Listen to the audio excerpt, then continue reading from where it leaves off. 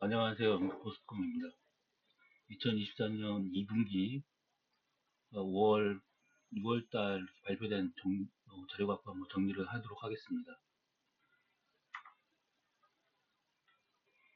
2024년은 계속 이런 쪽으로 이렇게 자료를 만들어 와서 계속 정리를 하고 있었는데, 1월 같은 경우는 뭐 신생아 테크놀로지 있었고, 특제개발지구, 총선 있었고, 오늘 빌트 시장, 전세 126%, 기준금리 인하는 전반기에 된다는 얘기가 많았었는데, 이제 미뤄졌죠, 거의.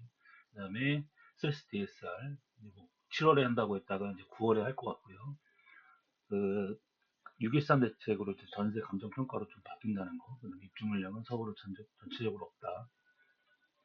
그래서 6월 매매 시장 흐름은 이렇게 되는데요. 지금 현재는 매매 쪽은 서울 쪽은 슬슬 이제 올라가는 추세고, 전세는 영등포, 중원구, 그다음에 이쪽이 항상 강세였죠. 일자리가 있는 곳이니까.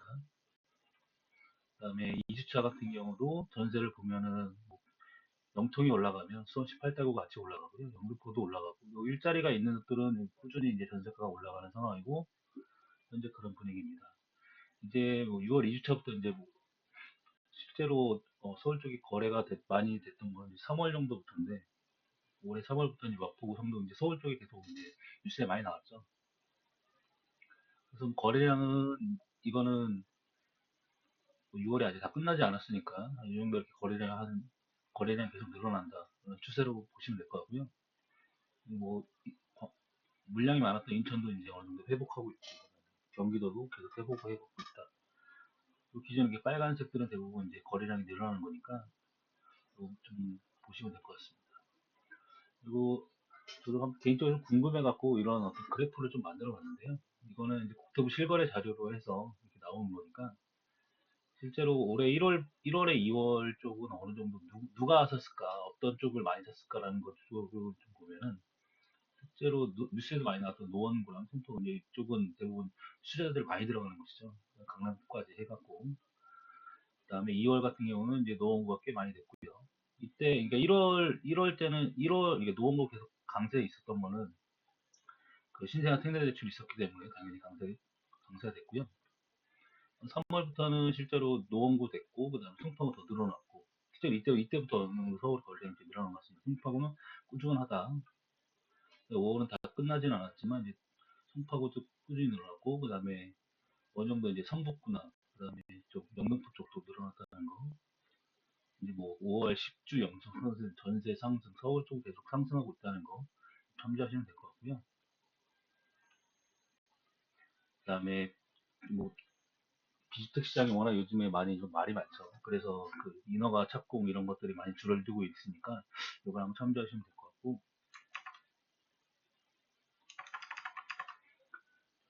그 세릭이라고 해요. 경제금융도시연구실 어, 김성환이라는 분이 이제 하반기 주택 시장 전망을 내놨는데 이걸 이렇게 계속 분기별로 내는 것 같습니다. 이런 자료를 저는 계속 유심히 보는데 도움이 많이 될 것 같아갖고 그다음에 그 2020, 지금 현재 2021년 그러니까 24년부터는 어느 정도 이제 좀 이렇게 그래프가 어느 정도 완만화된 분위기고요. 그다음에 수도권 아파트 매매가 소폭 상승세를 이뤄내고 있고 수도권 시장은 0.1, 0.8% 정도 상승했고 그다음에 생애 최초 매입 증가하고 단기 매매가 감소된다. 단기 매매는 당연히 뭐 팔리지 않으니까 단기 매매는 좀 줄어들었겠죠. 생애 최초는 여러 가지 정부에서 많이 지원하는 정책이니까 이건 한번 정말로 괜찮게 계속 작년에 이어서 올해도 이제 똑같이 거의 영향이 있으니까 치익스 감면 신생아 특례로 영향을 준 것 같다라는 이렇게 하고 있고요. 그다음에 수도권 한 73점 이렇게 뭐 거래량이 점점 좀 그래프 보면 좀 늘어났다는 게 좀 눈에 보이죠. 30대 매수 추가, 그다음에 수도권 외지 매수 증가. 30대가 전체적으로 이제 투자를 많이 하고 있다라는 걸 이제 보이고 있고요. 그다음에 수도권도 서울, 경기, 인천 같은 경우도 어느 정도 좀 늘어났다.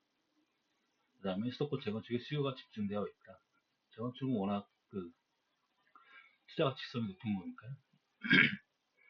지방 재건축은 낙폭이 크다.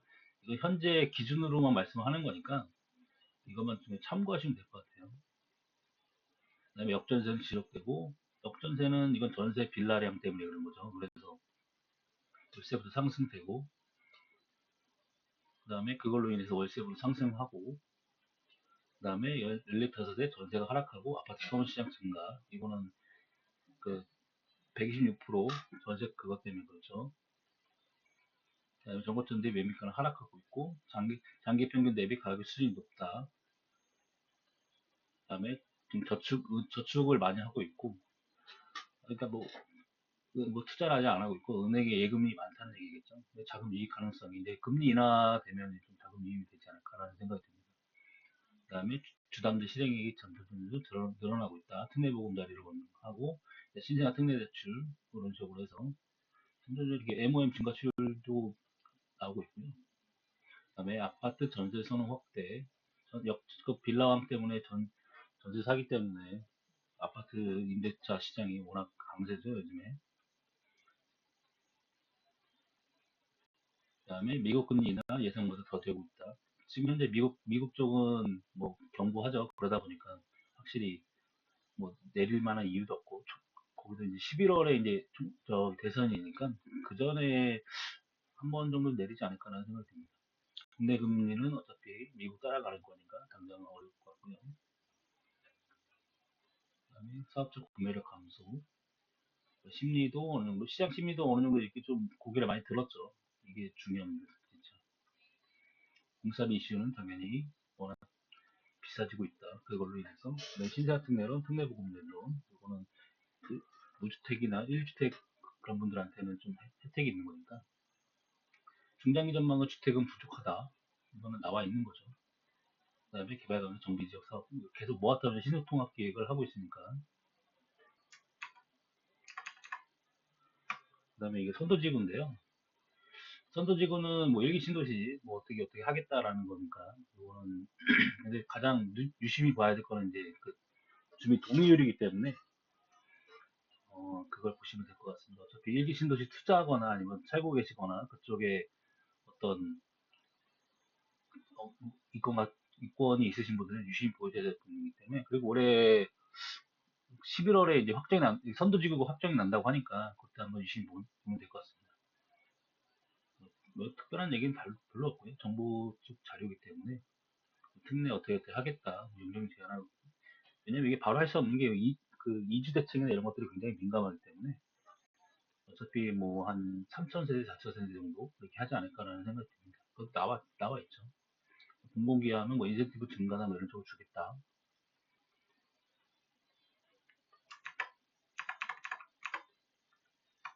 그다음에 이건 6.13 대책인데요. 6.13 대책은 뭐 워낙 유튜브나 이쪽에 많이 나왔으니까 그거 좀 참조하시면 되는데, 특별한 내용은 없다. 다들 그냥 소개 경읽기라는 수준이기 때문에.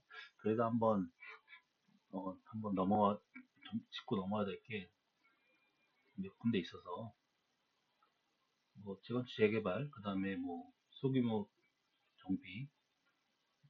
지금 현재 박사 국토 분야가 제일 미는 게 이제 도심 포커스 리츠사 활성화이기 때문에, 예, 그 전세가 오르는 거에 대해서 어떤 대응 방안을 해야 되기 때문에 그런 부분을 많이 얘기하는 것 같습니다. 특별한 내용은 없고, 뭐 어떻게 하겠다, 임대보증 안정화, 뭐 이것도 특별히 뭐 공시가 주택 가격은 이것 때문에 140% 우선 적용하고, 담보 인정 90%, 그러니까 126%는 계속 한다는 얘기입니다. 이거는. 그 다음에 이제 감정평가 허용해서 이제 해주겠다는 건데, 이것도 좀 계속 논란이 많아서 좀 나오는 상황을 좀 지켜봐야 될 것 같습니다. 빌라만 전세가 눌려져 있으니까 이것만 좀 어느 정도 해결이 되면 그래도 임대차 시장은 좀 정상화되지 않을까라는 생각입니다. 뭐 뉴홈 나누면 비슷거 이건 그쪽이니까요. 임대 쪽이니까. 그래서 실제로 지금 현재 한 6월 한 2주차까지는 이 정도 이렇게 뉴스가 나왔고요. 계속 이런 식으로 해서 정부 나오는 정책에 대해서 한번 계속 조금씩 대책 정도를 확인하는 수준으로 해서 유튜브를 한번 진행하도록 하겠습니다. 네, 들어줘서 감사합니다.